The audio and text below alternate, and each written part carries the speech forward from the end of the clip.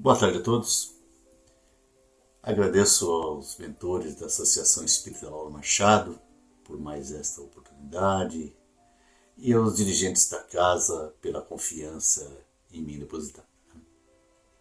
Estamos iniciando o capítulo 1 do Evangelho segundo o Espiritismo, cujo título é Eu não vim destruir a lei. E na lição de hoje, Kardec nos traz ensinamentos sobre dois grandes missionários que encarnaram em nosso planeta, Moisés e Cristo. Moisés foi um grande médium e um grande legislador. Era um espírito que foi preparado para trazer aqui à Terra, disciplina, e começar o trabalho de moralização da sociedade. Ele encarnou na época em que os hebreus estavam sob o domínio dos egípcios. Foram mais de 400 anos de escravidão. Segundo a Bíblia, a mãe de Moisés o havia colocado ainda bebê, num cesto e colocado no rio Nilo, esse cesto. Porque o faraó da época havia determinado que fossem mortos todos os recém-nascidos. E Moisés, ainda bebê, foi resgatado do rio Nilo pela filha do faraó. E bebê precisava ser amamentado e tiveram a ideia de pegar uma hebreia para amamentar o bebê. E coisas, desígnios de Deus, foi a mãe de Moisés que foi contratada para amamentar, que foi chamada para amamentar aquele bebê. Pois bem, então sua mãe, aproveitando toda aquela oportunidade, ela passou a ensinar a Moisés a língua hebraica e os costumes do povo judeu. Os judeus, na época, já tinham a ideia de um Deus único, que já vinha sendo difundida desde Abraão, lá atrás. Então, daí a maior razão para se entender por que o povo hebreu foi o escolhido para a primeira revelação. Porque isso, já crendo num Deus único, foi um grande facilitador. Mas estamos tratando de um povo escravo, em 400 anos de escravidão, embrutecido de tanto tempo, acostumado já a abusos e um povo, obviamente, indisciplinado. E Moisés veio com a missão de libertar o povo hebreu, que eram centenas de milhares. Conduziu essa multidão de gente, pelo deserto, por 40 anos.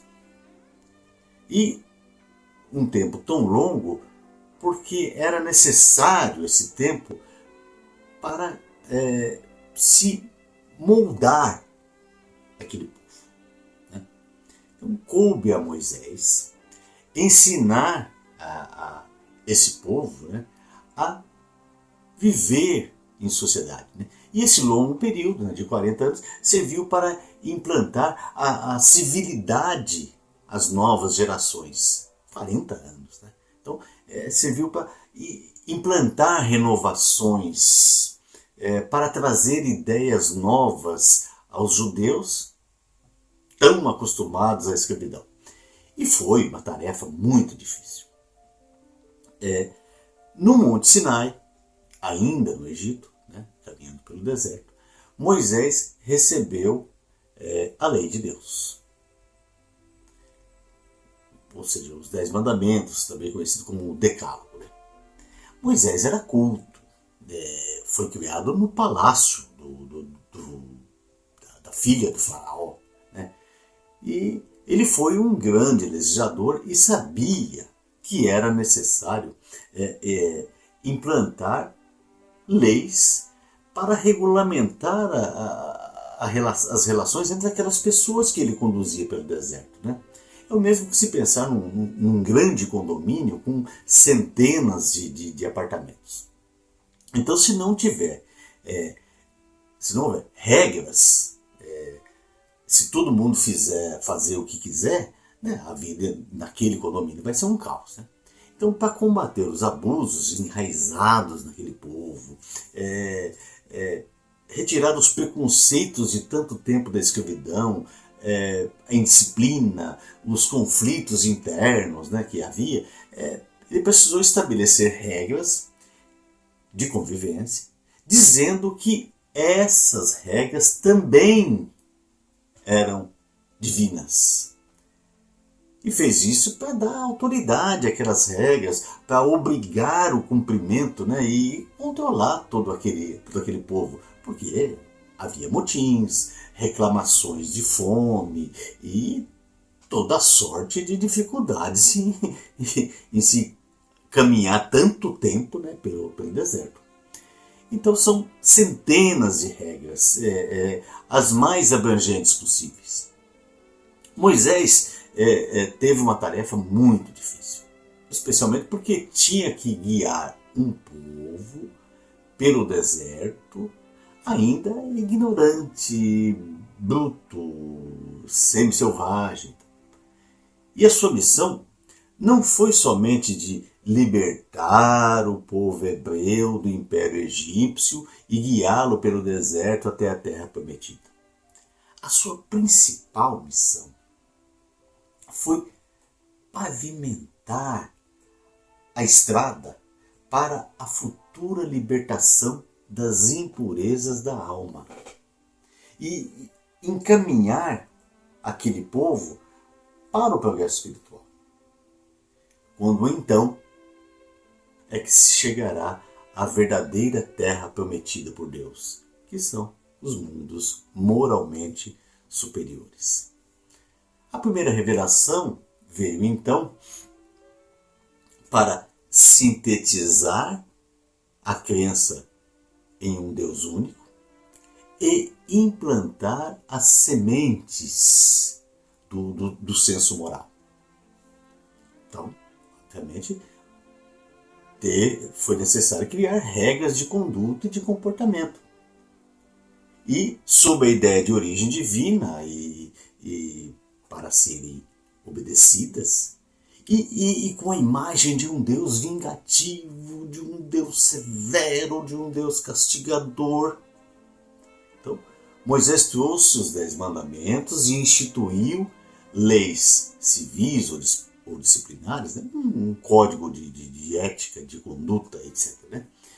E era necessário que se formasse a ideia de que essas regras também eram vindas de Deus, mas de um Deus, repito, vingativo, de um Deus opressor, para que essas regras de convívio social fossem aceitas por aquele povo, por aquela sociedade que ainda vivia no estado de semi-barbárie. E Jesus, depois de Moisés, encarnou em nosso planeta para trazer a lei do amor e nos deixar um roteiro seguro de como aprender a amar. Divaldo Franco disse que num dos livros, né, num de seus livros, o livro Estudos Espíritas, traz uma passagem de Joana de Ângeles sobre um jovem que procurou um sacerdote, né, hebreu de nome Shammai e perguntou a esse sacerdote se ele era capaz de ensinar-lhe toda a Bíblia durante o tempo em que ele permanecesse num pé só. E o sacerdote disse, não, é impossível. Ele procurou então um sábio, né, de nome Iléu e fez a mesma pergunta. E o sábio disse, toma posição.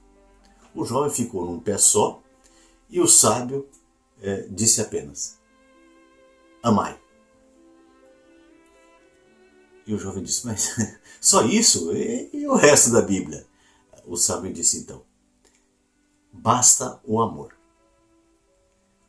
Todo o restante da Bíblia é somente para explicar isso. Para explicar como amar.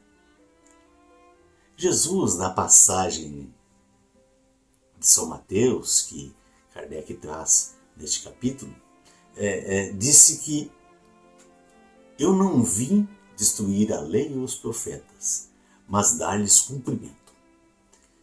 Como vimos, Moisés foi obrigado a dizer que tanto os 10 mandamentos quanto as leis civis e disciplinares que ele implantou eram de origem divina.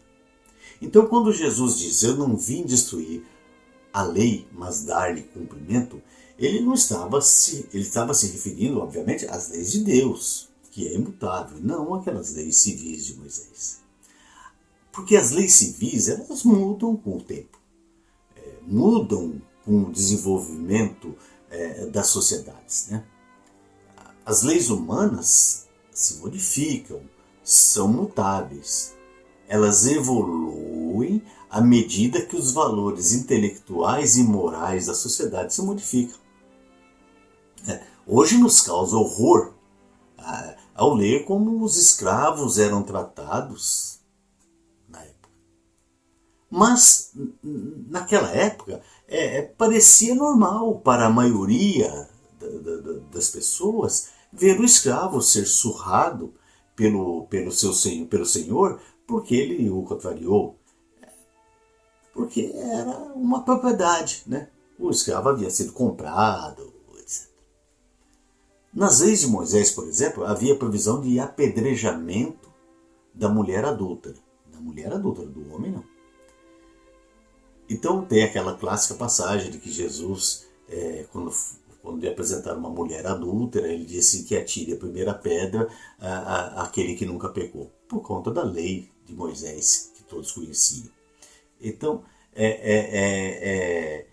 se alguém não pagava uma dívida, né, ele se tornava escravo daquele credor. A mulher, aqui no Brasil, há pouco tempo atrás, ela não tinha direito de votar. Como nós estamos na época da Copa Feminina de Futebol, né, eu li na internet esses dias que na época de Getúlio Vargas havia um decreto federal proibindo a mulher de jogar futebol. Proibido. E que somente em 1900, esse decreto é de 1941, né, a proibição. E somente em 1979 o futebol feminino deixou de ser oficialmente proibido.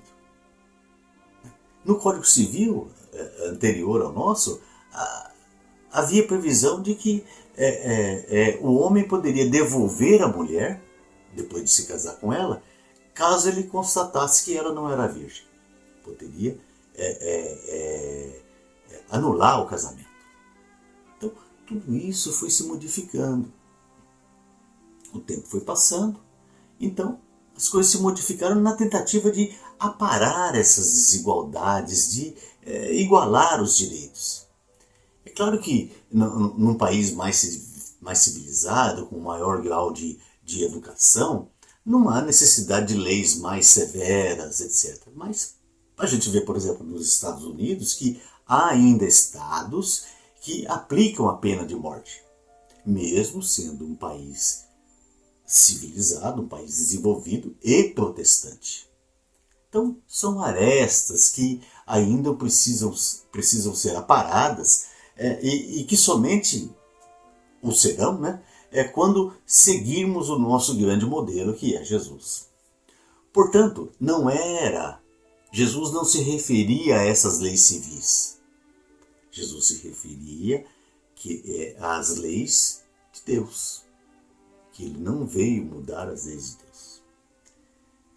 Mas nós não podemos esquecer que Jesus era judeu. E ele não poderia simplesmente, a bel prazer, dizer, ó, tudo que está na lei de Moisés está errado. Ele tinha que demonstrar o outro lado, por atitudes. Quando Jesus disse, se alguém bater-lhe numa face, oferece-lhe a outra. Jesus não quis dizer que nós devemos ser covardes. Oferecer a outra face não é simplesmente oferecer o outro lado do rosto, mas oferecer a face interna. É apresentar o outro lado. O lado do perdão, o lado da indulgência, o lado da caridade. Então a missão de Jesus era implantar ideias de modificação interior. Ele não veio como legislador, moralista, mas para nos ensinar que a vida não é somente a vida na terra, mas a do reino dos céus. E ele veio nos indicar os caminhos para a gente chegar até lá. Jesus aproveitava as oportunidades para apresentar um Deus de amor. Um Deus que era misericordioso. O Deus de todos nós, e não somente de um povo eleito. Quando perguntado por um fariseu, e o fariseu conhecedor das leis de Moisés, tanto as leis civis quanto as leis divinas, qual era o maior mandamento da lei? Esse fariseu perguntou e Jesus respondeu: ame o Senhor. Ame o Senhor, seu Deus, de todo o teu coração, de toda a tua alma e de todo o seu entendimento. Esse é o primeiro e o maior mandamento. E o segundo é semelhante a ele. Ame o seu próximo como a si mesmo. Ou seja, já estava implantando as ideias da necessidade de a gente aprender a amar. Então, ame o seu próximo como a si mesmo. Concluiu Jesus. Destes dois mandamentos dependem toda a lei e os profetas. A ideia de um Deus único havia sido iniciada com Abraão, lá atrás, e se consolidou com Moisés. O que cabia agora, naquele momento de Jesus, era demonstrar que não se tratava do Deus dos exércitos, do Deus castigador, mas o Deus de todos, o Deus do amor, o Deus misericordioso. Jesus sabia que aquele era o momento, no nosso planeta, de iniciar o aprendizado do amor universal, plantando as sementes da maturidade espiritual dos que aqui haveriam de reencarnar. Então questionava Jesus: que mérito tem você amar somente a Deus e a quem te ama? Esse questionamento era feito por Jesus. Ou seja, Jesus queria dizer, é preciso começar a fazer mais do que já se fazia.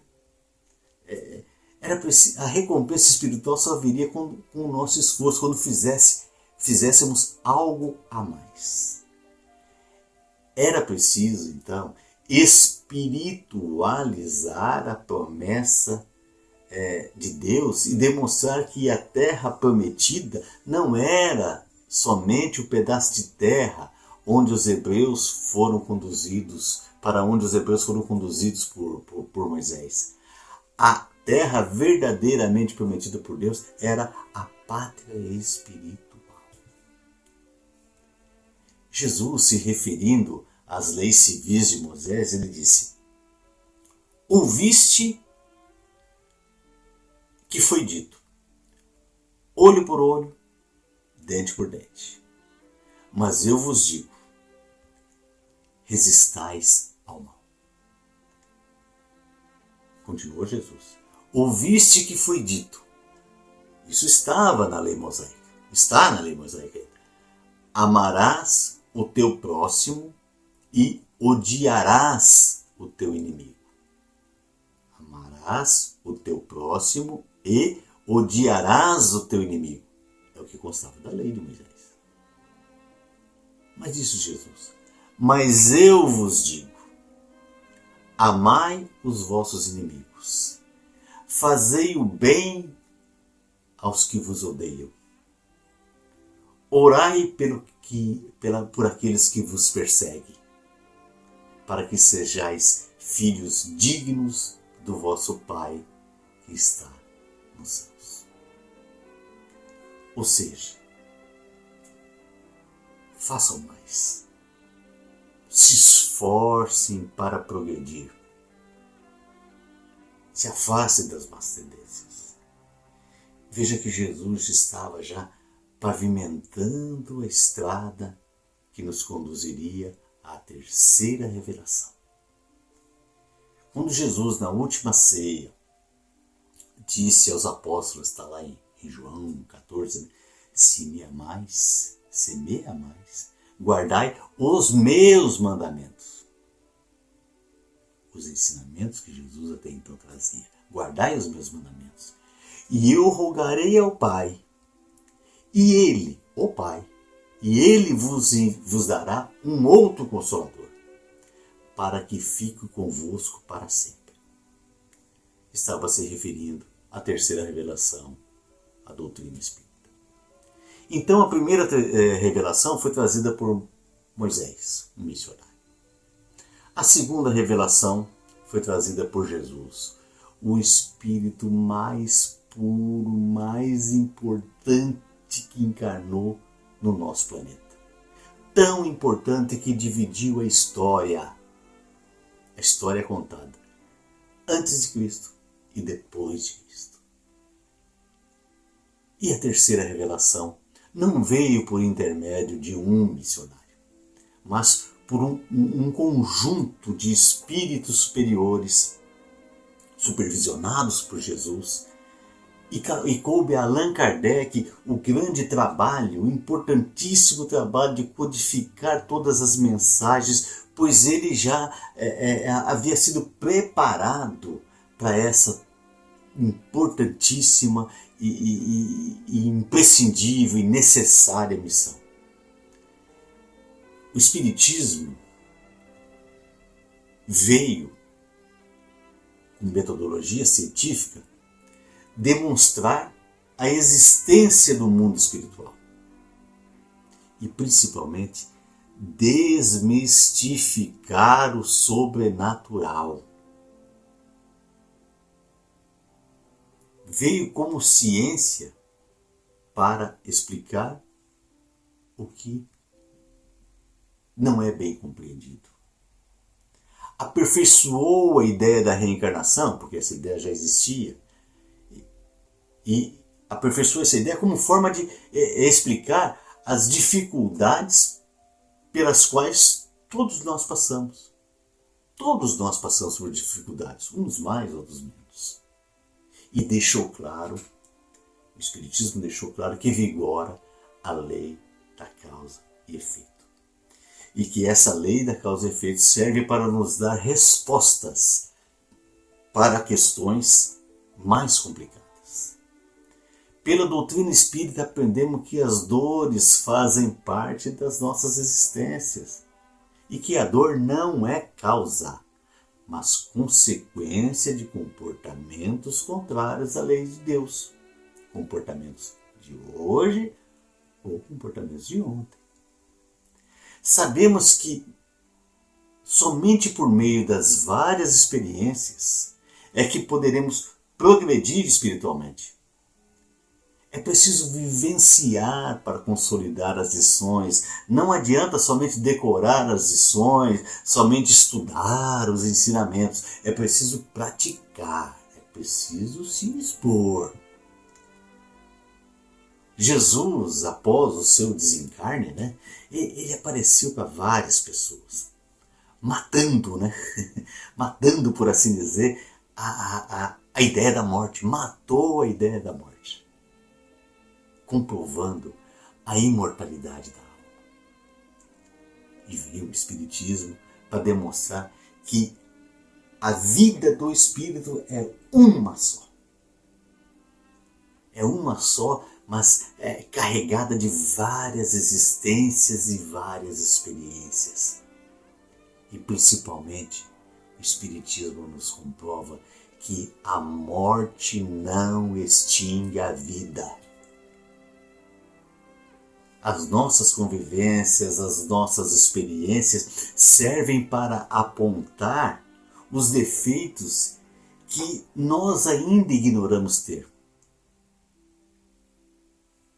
E nos mostrar que é preciso muito esforço, muito sacrifício, muita perseverança para vencermos as nossas próprias inferioridades. Então, mesmo que seja em pequenas doses, busquemos nos amar e amar o próximo, para chegarmos um dia, quem sabe, à plenitude do amor. Porque o amor é a síntese de todas as virtudes. É o esforço que Deus espera de nós. É isso que Deus quer de nós. A busca do amor em nossas atitudes é a escolha certa para os caminhos futuros. Não adianta a gente ficar se segurando no passado, segurar o passado dentro de nós. Como está na música do Zé Ramalho, sinônimo de amor é amar.